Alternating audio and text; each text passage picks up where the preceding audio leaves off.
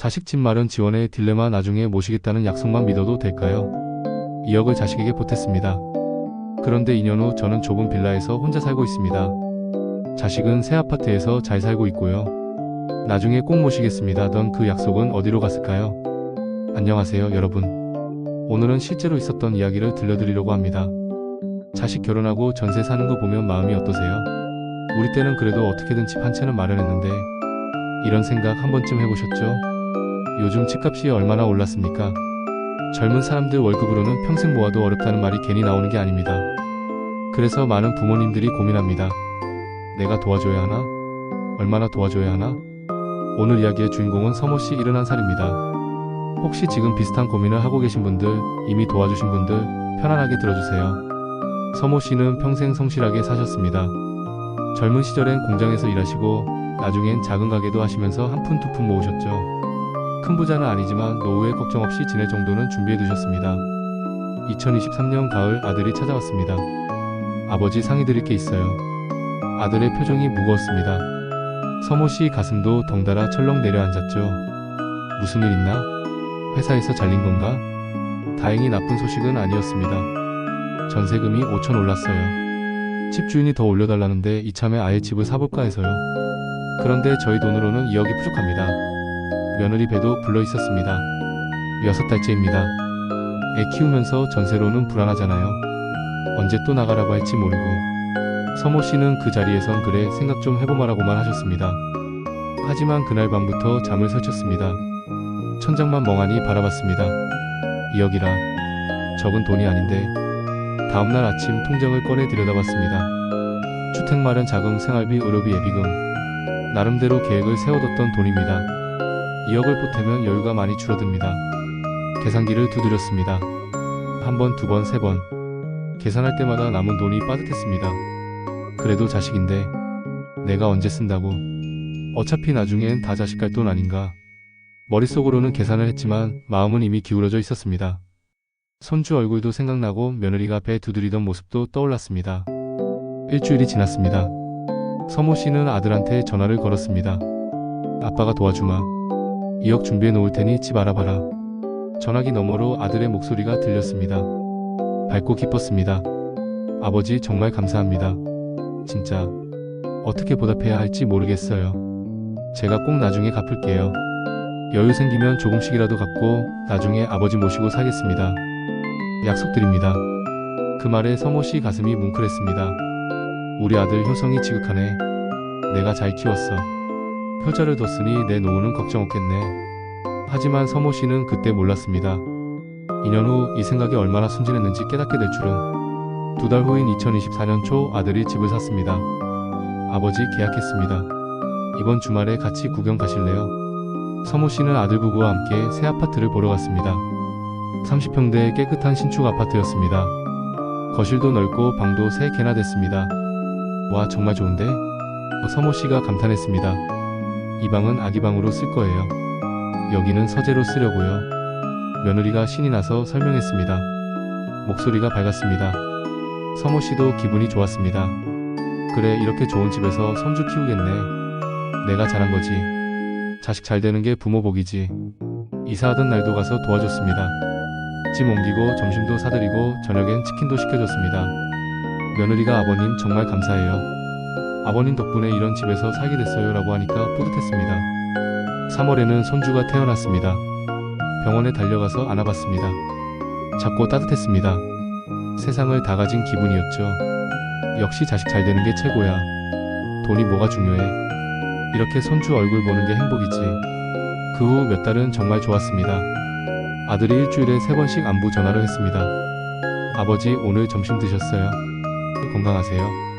명절엔 새 집에서 다 같이 모였습니다. 따끈한 밥상 앞에 온 가족이 둘러앉았습니다.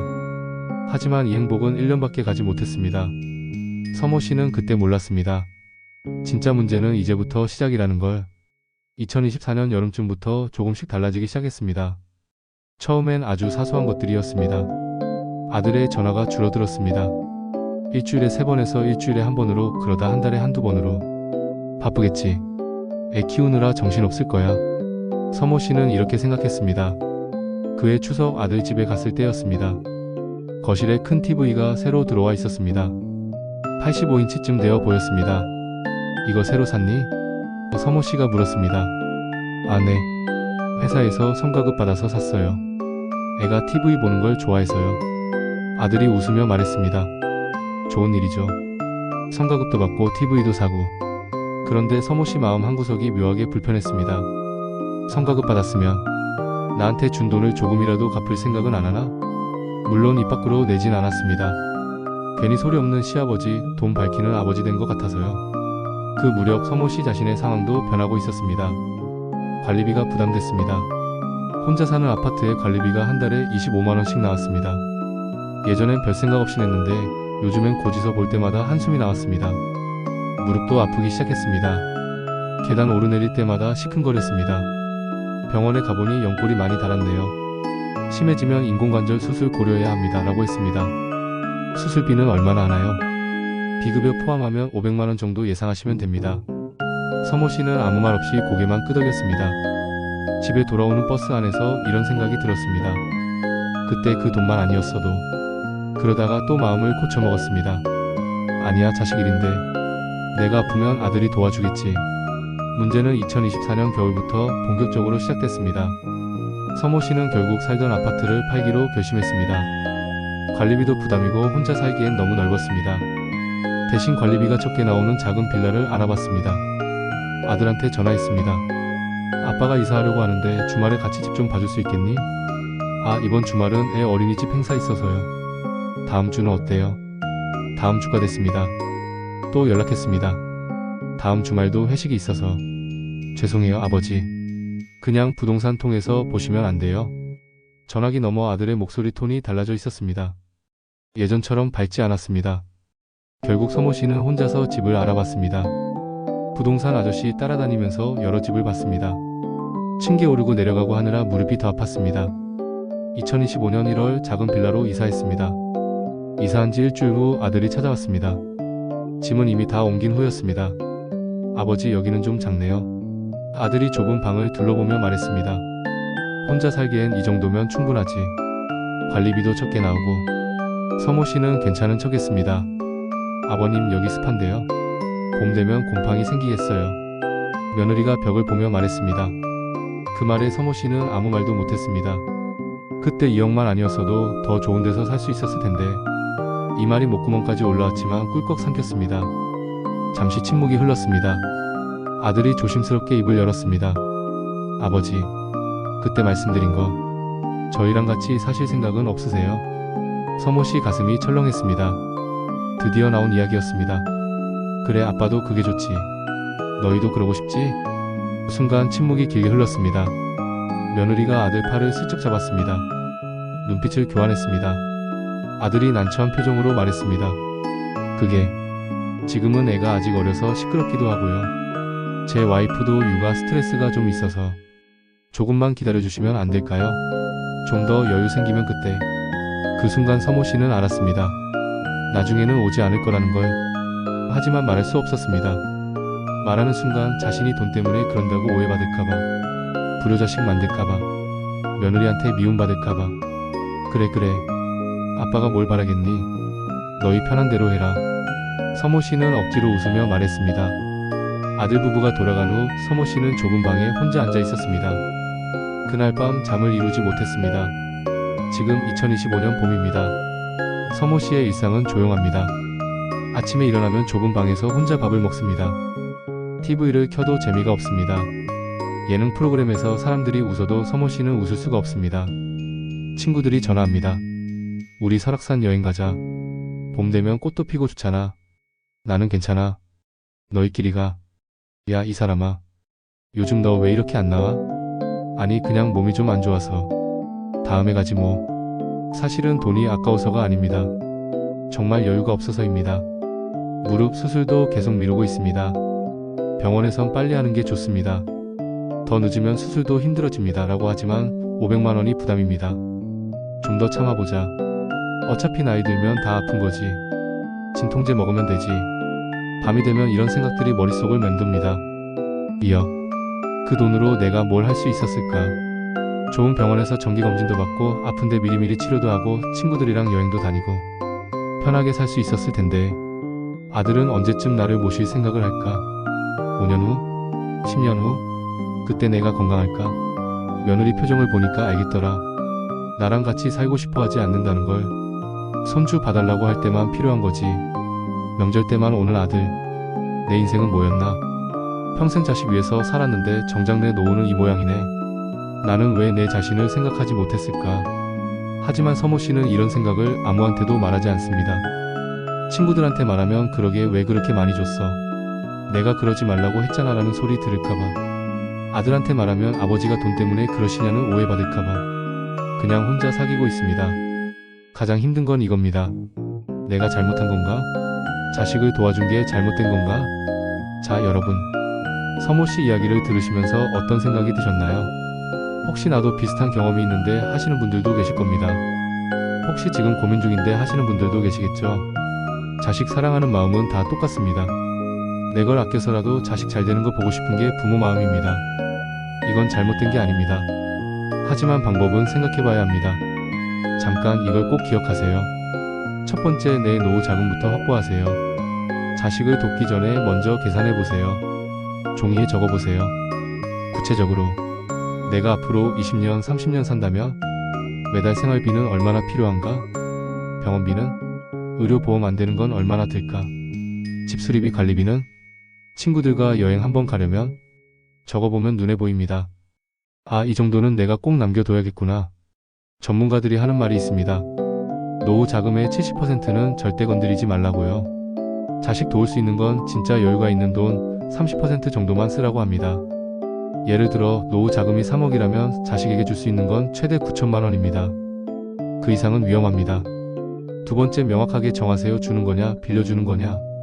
이게 제일 중요합니다. 주는 거야 라고 하면 다시 돌려받을 생각은 아예 하지 마세요. 나중에 모시겠다는 말을 대가로 생각하지 마세요.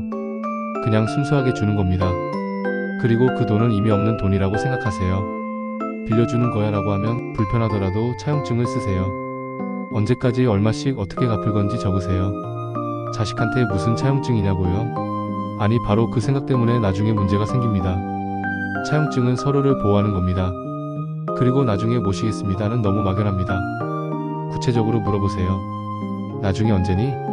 3년 후니? 5년 후니? 같은 집에서 살 거니? 가까운데 집을 따로 구할 거니? 며느리는 어떻게 생각하니? 불편한 질문입니다. 하지만 지금 불편한 게 나중에 더 큰 불편을 막습니다. 세 번째, 한 번에 주지 말고 나눠서 지원하세요. 꼭 목돈을 한 번에 줄 필요는 없습니다. 이런 방법들이 있습니다. 1. 전세 자금 대출 이자를 대신 내주기. 매달 50만원씩 3년 동안 총 1,800만원 정도. 2. 매달 일정 금액 지원하기. 매달 30만원씩 보태줄게. 상황 변면 조절 가능. 3. 특정 항목만 지원하기. 손주 어린이집비만 내줄게. 범위가 명확함. 이렇게 하면 본인도 한 번에 큰 돈이 나가지 않아서 안전합니다. 상황 변하면 미안한데 이번 달부터는 줄여야겠다 말할 수 있습니다. 자식도 부담 없습니다. 여러분, 이것만 기억하세요. 자식에게 가장 큰 효도가 뭔지 아세요? 부모가 건강하고 경제적으로 독립적인 겁니다. 부모가 건강하면 자식이 걱정 안 합니다. 부모가 경제적으로 여유 있으면 자식이 마음 편합니다. 반대로 생각해보세요. 부모가 돈 다 써버리고 나중에 자식한테 손 벌리면 그게 진짜 자식한테 짐이 됩니다. 자식도 자기 가정 꾸리기 바쁩니다. 애들 학원비, 집대출이자, 생활비, 차 유지비. 정신없습니다. 그런 자식한테 매달 아빠 병원비 좀 줘라, 생활비 좀 보태줘라 하는 게 자식 위한 겁니까? 아닙니다. 진짜 자식을 위하는 길은 내가 건강하고 여유 있게 사는 겁니다. 그래야 자식도 마음 놓고 자기 인생을 삽니다. 자식 도와주고 싶은 마음 충분히 이해합니다. 그런데 도와주되 내 것도 지켜야 합니다. 둘 다 지키는 게 진짜 지혜로운 부모입니다. 서모 씨 같은 상황이 되지 않으려면 지금부터라도 생각해보세요.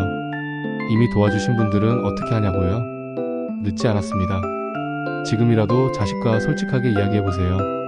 아빠가 그때 많이 도와줬는데 이제는 아빠도 나이 들고 병원비도 들어가니까 경제적으로 좀 빠듯하다.